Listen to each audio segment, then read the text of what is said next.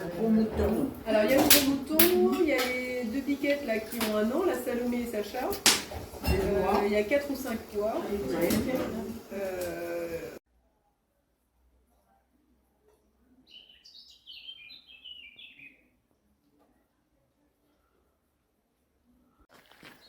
C'est parti. Je quitte le gîte L'Alchimiste à Navarinx. Très bon accueil.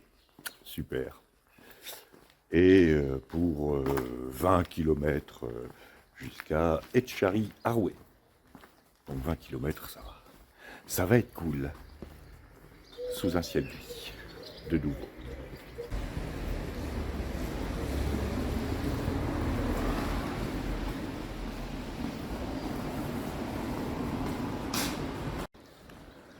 Bon, je vois deux pèlerins.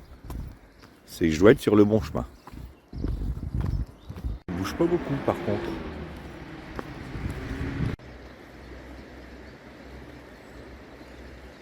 Alors comme vous le voyez, Navarinx est enserré dans des murailles qui ressemblent à des murailles Vauban.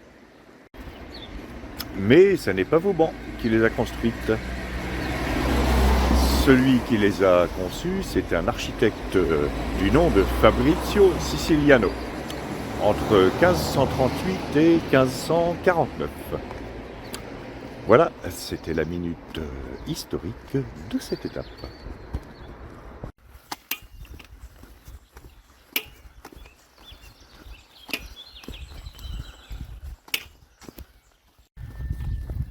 Bon, il est temps d'attaquer ce dernier épisode de la guerre de 100 ans, où je parlerai en particulier de l'épopée de Jeanne d'Arc.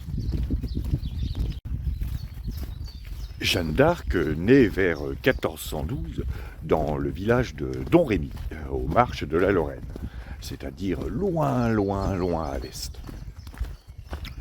Elle est tranquillement en train de coudre une pièce de lin, quand tout à coup elle reçoit un appel masqué. Qui ça peut bien être? Si c'est de l'isolation à 1 euro, je raccroche. Ça n'est pas un spam publicitaire. Oui, ici Marguerite d'Antioche et Catherine d'Alexandrie. On appelle sur l'ordre de l'Archange Saint-Michel, du service diplomatique de Dieu. Ah ouais, quand même. Voilà, je vous transmets les paroles de l'Archange Saint-Michel. Écoute, ma petite Jeanne, tu vas arrêter de repriser tes chaussettes en lin et tu vas aller voir Charles VII pour lui demander de se bouger le popotin pour bouter l'anglais hors de France.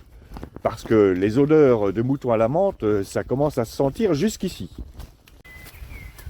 Cette histoire d'odeur traversera d'ailleurs les siècles et sera reprise par un de nos anciens présidents, celui qui mangeait 3 têtes de veau sauce gribiche au petit déjeuner, tout en buvant 4 pintes de bière et en fumant des gitas de maïs. Inutile de dire qu'en matière d'odeur, il était au top. Mais je m'égare. Jeanne d'Arc demande quand même à parler à l'archange Saint-Michel parce que tout ça pue quand même l'arnaque à plein nez, style l'arnaque au panneau solaire. La suite, après le passage à gué.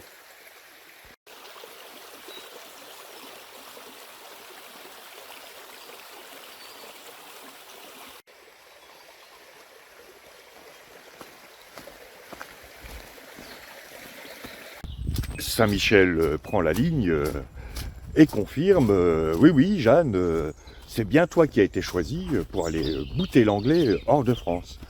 Et surtout, donner un grand pied dans le postérieur de Charles VII pour qu'il arrête de boire des coups avec ses potes et puis qu'il joue son rôle de roi.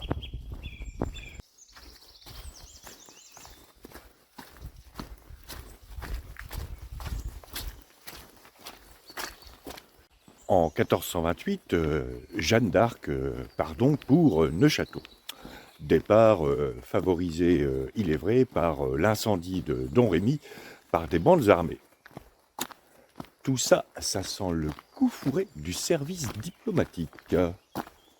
Quand les nouvelles du siège d'Orléans arrivent en Lorraine, Jeanne reçoit de nouveau un coup de fil de l'archange Saint-Michel, qui insiste en disant là, ma petite Jeanne, il va falloir se bouger un peu parce que ça sent le roussi. Je vous passe tous les allers-retours de Jeanne entre Don Rémy et les différents membres de son cercle familial, ses difficultés pour avoir une autorisation parentale, du coup elle partira sans, et aussi les difficultés qu'elle a à se faire croire. Quand elle explique qu'elle a reçu un coup de fil de l'archange Saint-Michel, personne ne la croit. Comprend pas. Bref, toujours est-il que Jeanne d'Arc finit par partir pour Chinon, où Charles VII réside. On se demande pourquoi Chinon d'ailleurs. Je sais pas. Alors à ce point de l'histoire, il y a deux versions. La première version, celle des historiens, qui raconte que 2 jours après son arrivée, Jeanne d'Arc est reçue par Charles VII, comme ça, sans autre forme de procès. Un peu triste comme version. La deuxième version, c'est celle qu'a rapporté la légende, et qui est d'ailleurs reprise par tous les films sur Jeanne d'Arc. C'est celle-là que je vais prendre parce que elle est plus marrante. Si j'ai le droit, on dit à Jeanne d'Arc, tu seras reçue par Charles VII si tu arrives à le reconnaître. Ça doit pas être difficile, il doit avoir une couronne.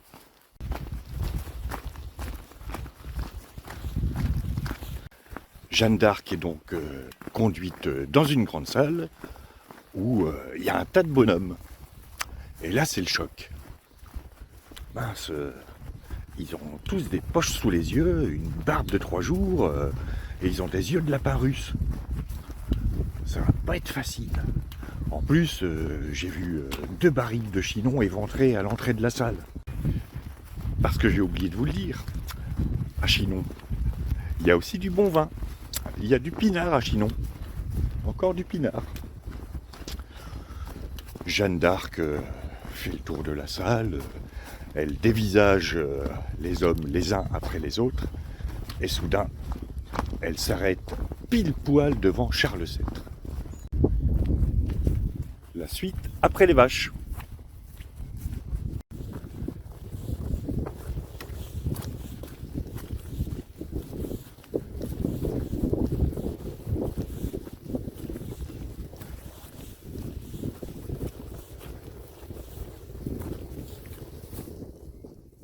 Salut les filles. Bien, après cette pause café, il ne me reste que 8 km à faire, donc je vais abréger. J'ai bien rigolé pendant cette pause café parce que le propriétaire du petit café, qui par ailleurs vend aussi des pâtés, m'a dit qu'il fallait que j'arrive avant 18h30 au gîte pour pas louper l'apéro. Je pense que c'est dans mes cordes. Où en étais-je? Ah oui, donc Jeanne d'Arc reconnaît Charles VII. Les autres disent quand même, elle est forte, hein, avec la tête qu'on a, elle a réussi à reconnaître le roi. La légende raconte que c'est parce qu'elle était inspirée par Dieu, mais en fait, la vérité est plus prosaïque que ça. Un peu fatigué par la soirée de la veille, le matin même, Charles VII a mis sa tunique à l'envers. Or, à cette époque, les étiquettes étaient marquées du nom de leur propriétaire. Du coup, l'étiquette était visible. Et quand Jeanne d'Arc a vu C7 RDF, Charles VII, roi de France, elle a tout de suite reconnu le roi. Subjugué, Charles VII accorde immédiatement audience à Jeanne d'Arc, laquelle lui annonce 4 événements qui doivent se produire. Petit 1, la levée du siège d'Orléans. Petit 2, le sacre de Charles VII en tant que roi de France à Reims. Petit 3, la libération de Paris. Et petit 4, la libération du duc d'Orléans. Aussitôt dit, aussitôt fait, le roi envoie Jeanne d'Arc à Orléans, à la tête non pas d'une armée, mais d'un convoi de ravitaillement. Si, un convoi de ravitaillement. Jeanne d'Arc est rejointe par ses frères. On lui donne une belle armure, une bannière blanche frappée d'une fleur de lys. Et pour bien montrer qui est la patronne, Jeanne d'Arc chasse les prostituées de la troupe ou alors les maris de force. Et en plus, elle fait précéder les troupes d'ecclésiastiques. La vache, on ne devait pas rigoler tous les jours chez Jeanne d'Arc. Moi j'aimais bien les troupes de soudards assoiffés de sang qui viennent là pour défoncer l'adversaire. Je vous épargne tous les détails de la bataille.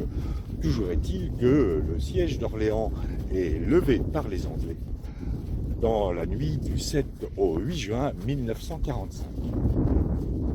Non, pas 1945, ça c'est la Seconde Guerre mondiale. Dans la nuit du 7 au 8 juin 1429. Et Jeanne d'Arc s'écrie « Orléans occupé, Orléans martyrisé, et Orléans libéré ». Ou alors c'était le général de Gaulle.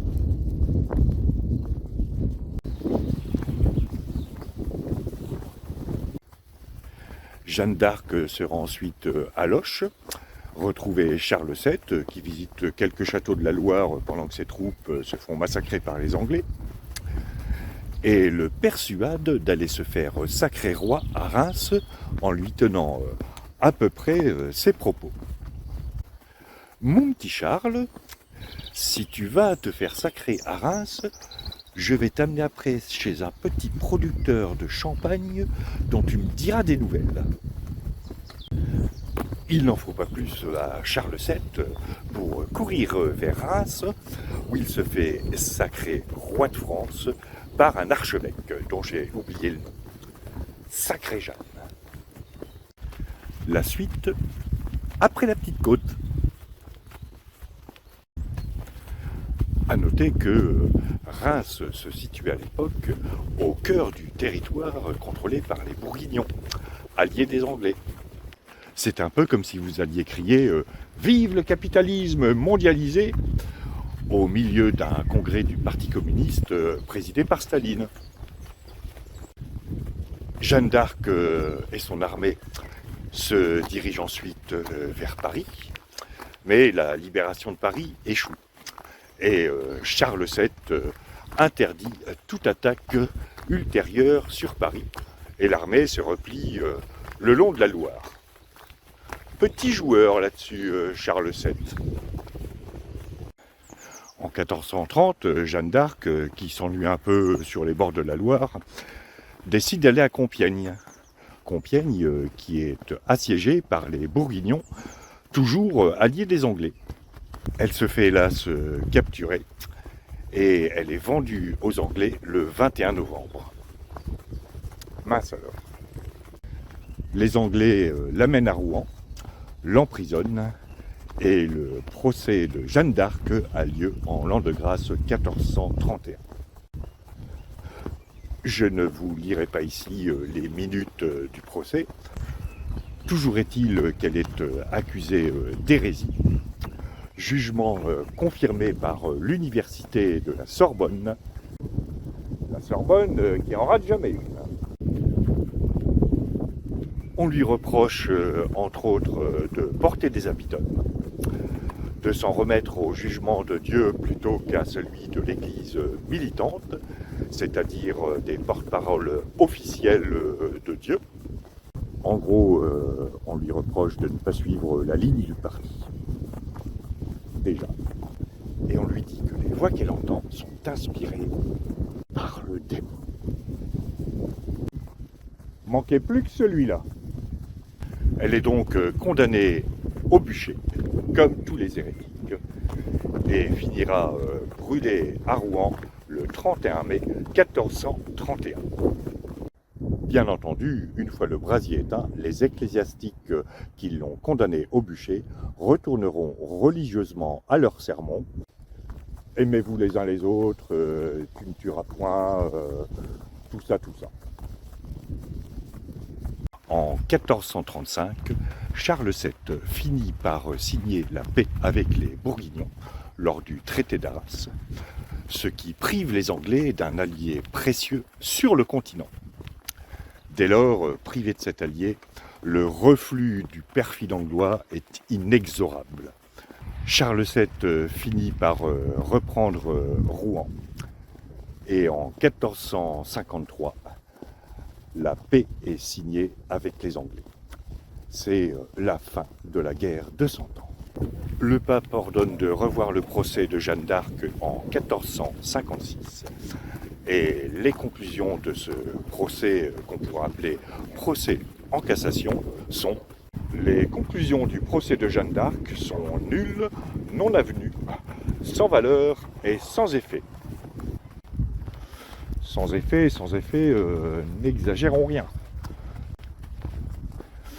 Parce que être attaché à un poteau avec un feu de bûche qui brûle en dessous, ça fait quand même son petit effet. Voilà qui conclut notre série sur la guerre de 100 ans, que j'ai expédiée un peu rapidement aujourd'hui, mais l'étape était courte. Et puis il y avait pas mal de pèlerins sur la route aussi. Dernière réflexion, si vous arrivez à comprendre et à maîtriser toute la généalogie des Valois, filez vite faire une thèse de physique quantique ou de relativité générale, vous allez voir, ça va être du billard.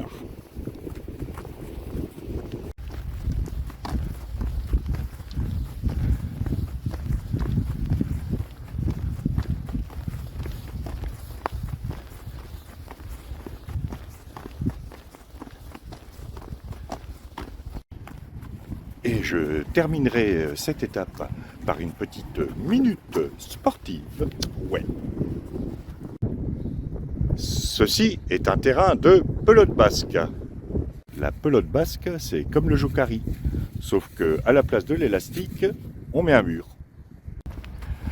Voilà, c'était la minute sportive de cette étape.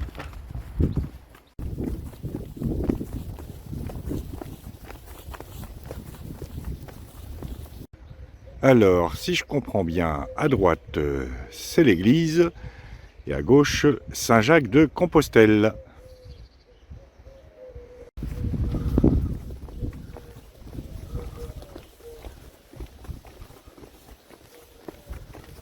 Il me reste moins de 5 km.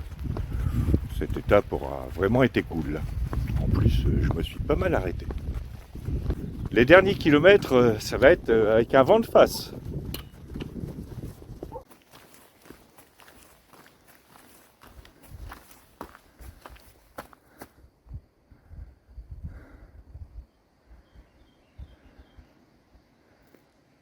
Ça se rapproche tout doucement. Par contre, là-bas, les nuages se rapprochent aussi.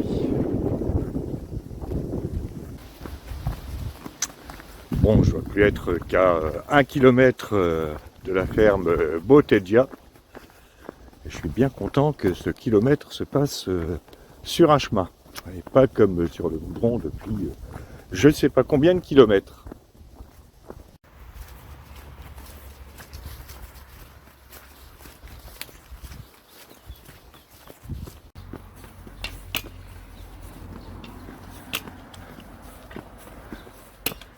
Des petits raidillons qui coupent bien les jambes.